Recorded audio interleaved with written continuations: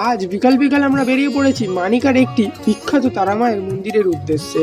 দেন গাড়িতে হাওয়া দিয়ে গায়ে হাওয়া লাগাতে লাগাতে আমরা পৌঁছে গেলাম মানিকার সেই তারামায়ের মন্দিরে।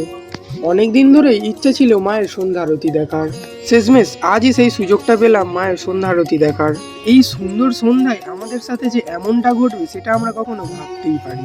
আমি যেই মন্দিরেই যাই, যেই ভগবানের কাছেই যাই না কেন, ছোট ছোট ক্লিপস নিয়ে তা সিনেমাটিক আকারে বা মিনি ব্লগ বা রিলসের আকারে সেটি শেয়ার করে থাকি। তেমনটা আমি মা তারার দর্শনে এসেও করেছিলাম, আর সেই ভিডিওটিতে আমার 20,000 ভিউজ কমপ্লিট হয়েছে, লাইকও প্রায় 5,000-এর কাছে।